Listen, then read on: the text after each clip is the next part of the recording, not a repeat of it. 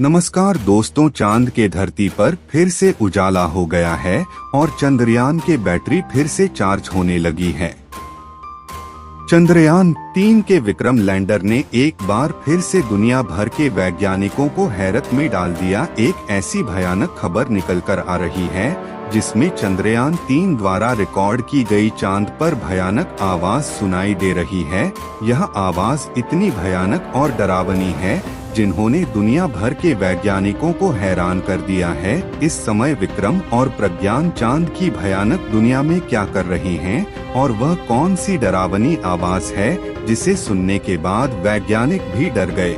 यह सब हम आपको बताएंगे इस वीडियो के अंत तक, लेकिन उससे पहले अगर आप हमारे चैनल पर नए हो तो प्लीज हमारे चैनल को सब्सक्राइब करें, हमारा सपोर्ट जरूर करें ताकि हम आपके लिए ऐसे ही अच्छे वीडियो लाते रहे। तो चलिए आगे बढ़ते हैं।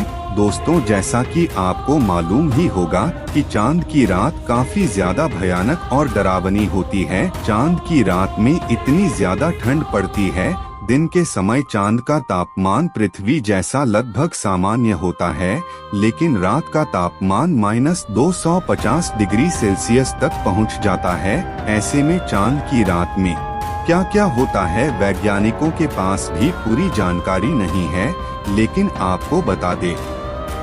रोवर को हमारी पृथ्वी के 14 दिन यानी चंद्रमा पर एक दिन तक कार्य करने के लिए डिजाइन किया गया था। हालांकि दोनों 12 दिन बाद ही स्लीप मोड में चले गए थे। चंद्रमा पर अपने छोटे से जीवन में प्रज्ञान ने 2 सितंबर तक 100 मीटर से अधिक की यात्रा पूरी कर ली थी। चंद्रमा के दक्षिणी ध्रुव पर उतरे भारत के इस लैंडर विक्रम और रोवर प्रज्ञान से दोबारा संपर्क नहीं हो सका है, जिसके बाद कहा जा रहा है कि भारत का यह अंतरिक्ष मिशन यहीं पर पूरा हो गया है। इससे पहले 3 सितंबर 2023 मिशन का सबसे खास हिस्सा प्रज्ञान और रोवर गहरी नींद में सो गया था। वहीं इसके अगले दिन 4 सितंबर को विक्रम स्लीप मोड में चला गया था। इससे पहले इसमें लगे पेलोड ने नई जगह पर नए प्रयोग किया था। तब एजेंसी ने बताया था कि अब इसमें लगे उपकरण यानी पेलोड को बंद कर दिया गया है।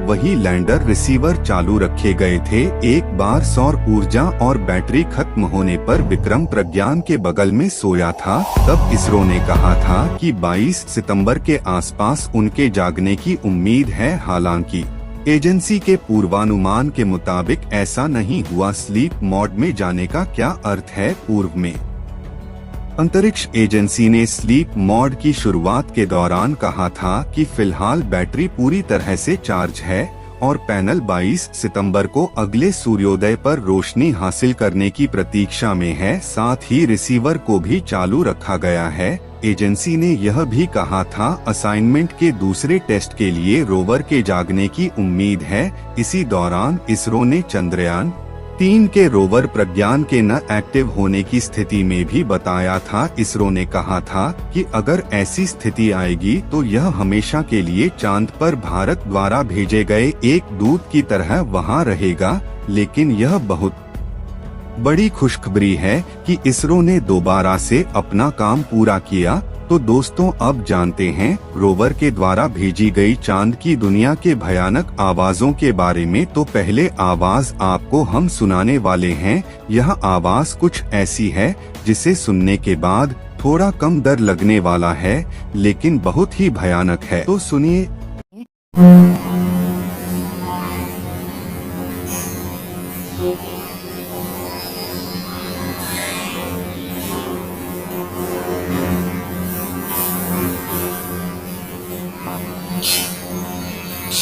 यह आवाज सुनी होगी। यह आवाज तब की है जब प्रज्ञान नींद से जगा था। कई और भयानक आवाज रिकॉर्ड करके इसरो के वैज्ञानिकों के पास भेजी है। अगली आवाज में हम आपको कुछ ऐसी भयानक आवाज सुनने वाले हैं जिन्हें हर कोई नहीं सुन सकता है।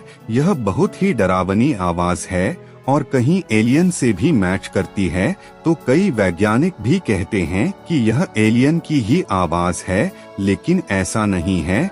यह कोई एलियन की आवाज नहीं है, बल्कि जब लैंडर और रोवर से इसरो वैज्ञानिक सिग्नल रिसीव करने के लिए भेज रहे थे, तब यह विक्रम लैंडर और रोवर ने रिकॉर्ड किया था। इस पर वैज्ञानिकों का कहना है कि यह आवाज हम आपके मनोरंजन के तौर पर नहीं रिलीज कर रहे हैं, बल्कि आप इन आवाजों को देखकर और सुनकर पता लगा सकते हैं कि चांद की भयानक दुनिया में हमारे विक्रम और रोवर ने 14 दिन कैसे काटे थे। तो दोस्तों सुनिए।